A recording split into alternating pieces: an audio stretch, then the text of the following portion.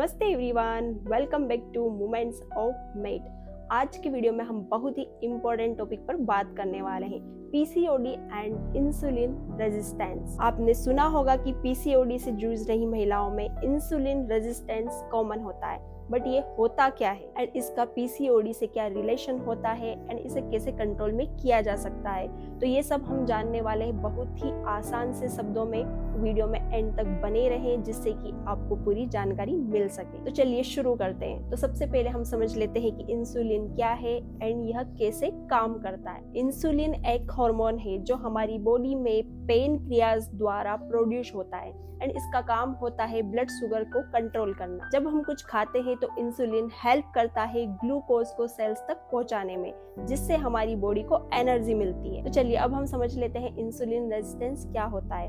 जब insulin resistance होता है तो हमारी बॉडी के सेल्स इंसुलिन के सिग्नल को इग्नोर करने लगते हैं। इसका मतलब यह होता है कि ग्लूकोज आसानी से यूज नहीं हो पाता एंड ब्लड में शुगर लेवल बढ़ने लगता है। इस वजह से पेनक्रियाज और ज्यादा इंसुलिन प्रोड्यूस करता है जो लॉन्ग टर्म में और ज्यादा प्रॉब्लम्स बढ़ाते हैं। चलिए अब हम समझ लेते हैं पीसीओडी एंड इंसुलिन रेजिस्टेंस का रिलेशन क्या होता है। पीसीओडी एक हार्मोनल डिसऑर्डर है जिसमें ओवरीज नॉर्मल तरीके से ओव्यूलेशन नहीं कर पाती। स्टडीज के मुताबिक 70% से ज्यादा पीसीओडी वाली महिलाओं में इंसुलिन रेजिस्टेंस पाया जाता है। जब इंसुलिन लेवल ज्यादा होता है तो इसका ओवरी पर साइड इफेक्ट होता है एंड यह मेल हार्मोन यानी कि एंड्रोजन के प्रोडक्शन को बढ़ाता है, जिसकी वजह से कई प्रॉब्लम्स होती है जैसे कि irregular periods, weight gain, acne and unwanted hair शुरू हो जाते हैं। चलिए अब हम बात कर लेते हैं इंसुलिन रेजिस्टेंस को कंट्रोल में कैसे किया जा सकता है। अगर आप पीसीओडी से सफर कर रही है तो इंसुलिन रेजिस्टेंस को कंट्रोल करना बहुत ही जरूरी होता है। इसके लिए आप सिंपल सी स्टेप्स फॉलो कर सकती है एंड साथ में योगा आपको बहुत ही ज्यादा फायदा देगा।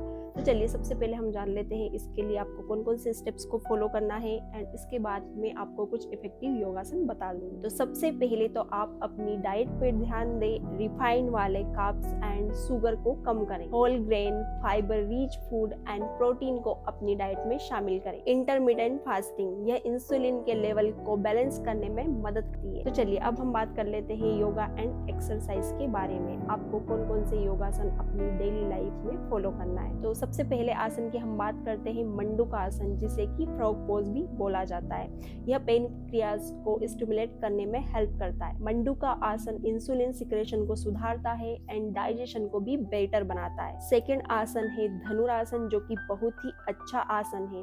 यह आसन आपके पेनक्रियाज एंड ओवरीज पर डायरेक्ट इम्पैक्ट करता है, जो कि हार्मोनल इम्बैलेंस को बैलेंस में रखता है। थर्ड आसन है सेतुबंध आसन यानी कि ब्रिज पोज।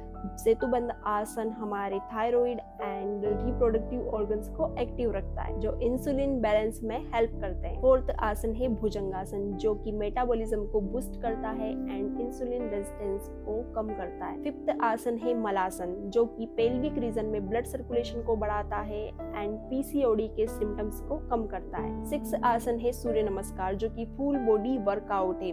यह वेट को कम करने में हेल्प करेगा एंड हॉर्मोन्स को बैलेंस में रखेगा। एंड इन सारी चीजों के साथ आप अपने स्ट्रेस को कम करने के लिए मेडिटेशन एंड डीप ब्रीदिंग को फॉलो कर सकते हैं। डीप ब्रीदिंग में आप कपालभाति, अनुलोम विलोम एंड भ्रामरी प्राणायाम को अपने डेली रूटीन में शामिल कर सकते हैं। तो आप डेली 30 से 40 मिनट्स के लिए ये आसनास एंड हेल्दी डाइट को फॉलो करें। 7 से 8 घंटे की नींद जरूर लें। आपको insulin resistance and PCOD symptoms में जरूर इम्प्रूवमेंट मिलेगा। तो आज के लिए इतना ही। मिलते हैं हमारे नेक्स्ट टॉपिक में ऐसे ही किसी इंपॉर्टेंट एंड यूजफुल टॉपिक के साथ। वीडियो अगर पसंद आई तो इसे लाइक, शेयर एंड चैनल को सब्सक्राइब करना ना भूलें। स्वस्थ रहें, मस्त रहें।